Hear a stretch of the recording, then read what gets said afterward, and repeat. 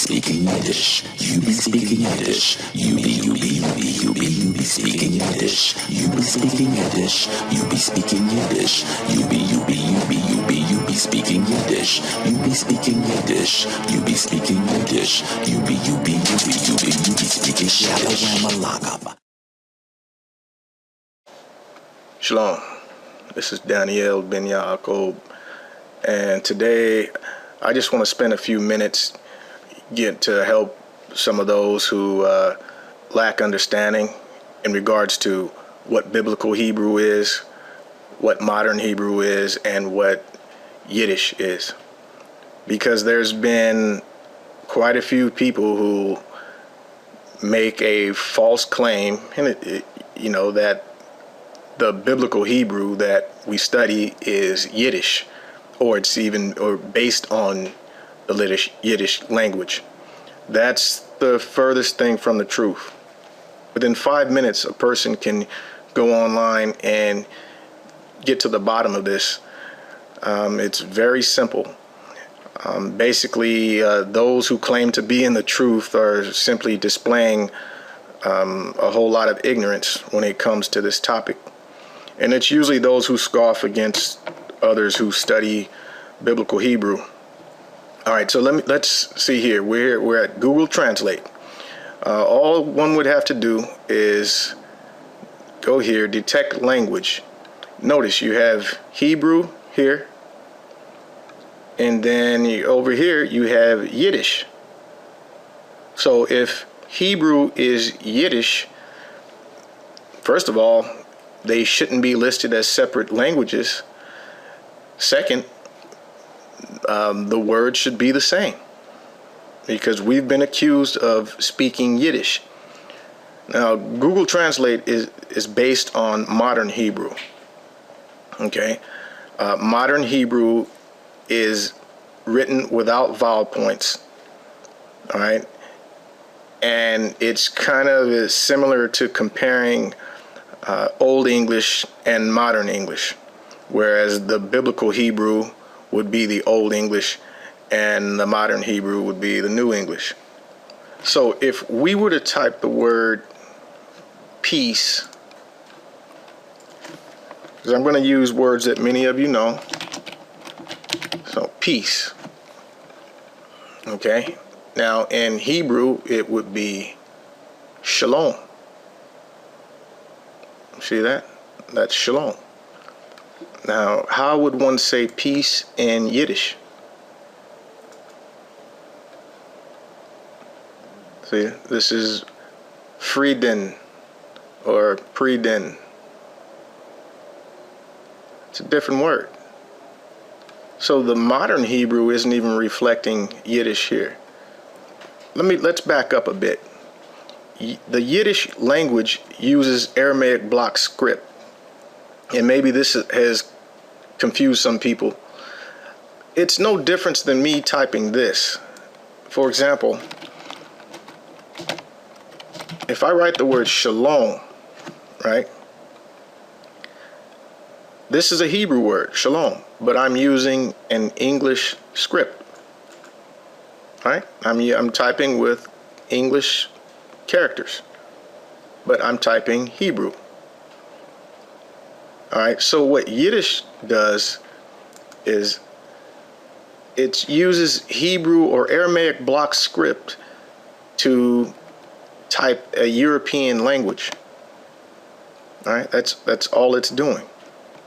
Okay, let's look at some other words, like the word for father. All right, father in Hebrew is ab or abba. In Yiddish, it'd be ta. Hope I said that right. Okay, let's do another one. Simple words. Brother. All right, and this looks like barudar. That's the way that looks. Now in Hebrew, we know brother is ach. See? The word for brother in Yiddish is barudar, in Hebrew, ach. Word shalom. Okay, now notice shalom, if we go to Yiddish, it comes out as shalom, right? This is Hebrew spoken here in an English, using English characters, and then it comes out as shalom. But in Yiddish, they would pronounce it sholem. Let's take a look at that. Now this word here, this site here shows you how to say peace in lots of different languages. Okay, so if you look at Yiddish right here, you would see when it says sholem, sholem. All right, shalem. Notice how it's spelled, sholem. And then you have the Frieden. Okay. So that you can see there's no connection there. This is a Hebrew word here that they put a twist on. They put a spin on it, and it made it into sholem, not shalom. Okay. Let's get another example. I just want to make sure everyone's clear on this. For sun here, this looks like zun. All right, in Yiddish, zun. But in Hebrew, shemesh, shemesh. See the difference? Yiddish, zun. Hebrew, shemesh. Now this is modern Hebrew. All right. The Hebrew that we study is known as classical Hebrew, biblical Hebrew, or Masoretic Hebrew. And it uses the same characters that modern Hebrew and Yiddish uses, which is Aramaic block script. But you notice you can see the nikudot, or vowel points. Okay. And these are used to preserve the ancient vocalizations. That's what those are used for. So let's get some history on the Masoretic text. Real simple. Only takes a few minutes. You can go to Encyclopedia Britannica. Notice, Masoretic text from the Hebrew, Masorah, or tradition, traditional Hebrew text of the Jewish Bible, meticulously assembled and codified and supplied with diacritical marks to enable correct pronunciation. This monumental work was begun around the 6th century AD and completed by the 10th century by scholars at Talmudic academies in Babylonia and Palestine in an effort to reproduce as far as possible the original text of the Hebrew Old Testament. Now notice this work began in the 6th century AD. This was before any conversion of Khazars. And notice the work was done in Babylonia and Palestine, not in Europe. Okay, and it says their intention was not to interpret the meaning of the scriptures, but to transmit to future generations the authentic word of the Most High. To this end, they gathered manuscripts and whatever oral traditions were available to them. The Masoretic text that resulted from their work shows that every word and every letter was checked with care. In Hebrew or Aramaic, they called attention to strange spellings and unusual grammar and noted discrepancies in various texts. Since text traditionally omitted vowels in writing, the Masoretes introduced vowel signs to guarantee correct pronunciation. Among the various systems of vocalization that were invented, the one fashioned in the city of Tiberias, Galilee, eventually gained ascendancy. In addition, signs for stress and pause were added to the text to facilitate public reading of the scriptures in the synagogue. Notice, this was done, the one that we use, it's known as the Tiberian Masoretic text. And it was done in the city of Tiberias. Okay, where is Tiberias? All right, Tiberias, Hebrew, Tiberia, city, northeastern Israel, on the western shore of the Sea of Galilee, one of the four holy cities in Judaism. All right, now if we look here, let's see, I'll start here. Some traditions hold that it is built on the site of the biblical Rakath, mentioned in the book of Yehoshua 19. After the destruction of the temple and the despoliation of Judea by the Romans, Galilee became the chief Jewish center in Palestine, and Tiberias, its principal city, grew in importance. The Sanhedrin, or Supreme Rabbinical Tribunal, moved there, as did the important yeshivot, or the academies of Jewish scholarship.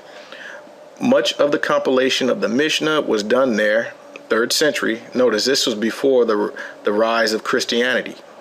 It says much of the compilation of the Mishnah was done there. The Palestine or Jerusalem version of the Gemara was edited in Tiberias about 200 years later.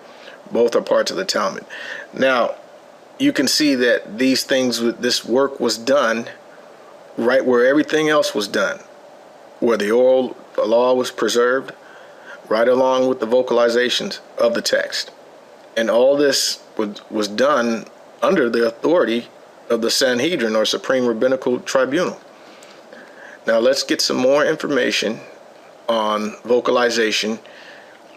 I just want to start here. It says full systems of vocalization were apparently developed in the 7th and 8th centuries.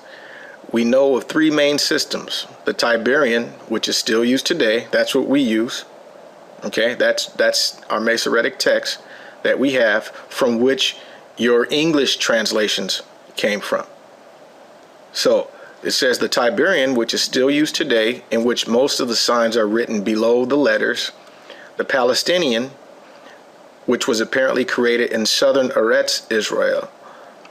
And the Babylonian, which was created in Babylonia. The later 2 systems place marks above the letters. They were used in the past and have been found in many manuscripts. Today, however, they are not used. Most of the signs in the Tiberian system indicate vowels, and they probably reflect the way the vowels were pronounced in Tiberias at the time of the Masoretes. Now, if we jump down to the Palestinian system, it says the Palestinian system of vocalization was practiced in Eretz Israel only from the 8th to the 11th century, and it was not used after that. Manuscripts vocalized with this system have survived only from the Cairo Geniza. Some of them are passages from the Bible, but most are manuscripts of hymns. So we don't have a full codex of text from the Palestinian system. But it says this system also has 7 signs for vowels. But in most of the manuscripts, the signs for the patah and the kamat, as well as the seri and the segel, are used interchangeably. Thus, they reflect a pronunciation of Hebrew similar to the Sephardic accent and to the accent of contemporary Israeli Hebrew. So we can see that there are some similarities, great similarities. You can compare this to how we have accents, how we vocalize words in different parts of the country.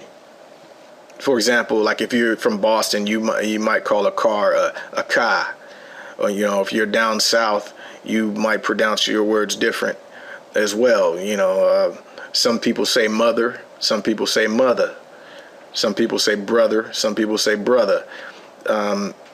This is common in languages, and it doesn't denote any sort of corruption or anything of that sort. It just shows that human beings tend to speak a little different, speak the same language a little, slightly different in different areas. As you can see from the Tiberian text, up north, there's one pronunciation, and it slightly varies from those who are down south in southern Israel. And so that's pretty much it on that. But let's go back just to recap. See, Yiddish is its own language. Okay, we have Hebrew, we have Yiddish. You know, all one has to do is go to Google Translate, play with it a while, and you'll see that these are different languages. Now, does modern Hebrew, not biblical Hebrew, does modern Hebrew have some similarities, or has it been influenced by Yiddish? Of course. Many of the Jewish people who came to the land of Israel, you know, in the late 1940s, you know, they brought some of their language with them. All right. And Yiddish, so there's going to be some European influences on modern Hebrew. Modern Hebrew is not what we're studying. Yes, it's similar to biblical Hebrew, but what we study is biblical Hebrew. All right. This is the Lashon Kodesh. All right. The vocalizations were preserved right there in the land of Israel. This is where this work was done. Okay. Now, some might say, well, there's an older Hebrew. Well, there's a different script that was used prior to this, but you can't call it an older Hebrew. It's in a different script, all right, which is the Paleo script, and the which is also known as the Phoenician script. All right, so that's what we have here. So everyone should know that biblical Hebrew has nothing to do with Yiddish, or it has not been influenced by Yiddish. And it is not a work that was done by speakers of Yiddish. It was a work that was done, that was compiled by scholars from the academies of Tiberias, Israel. So I hope this video has been informative, and may the Most High bless your understanding. Baruch Hashem.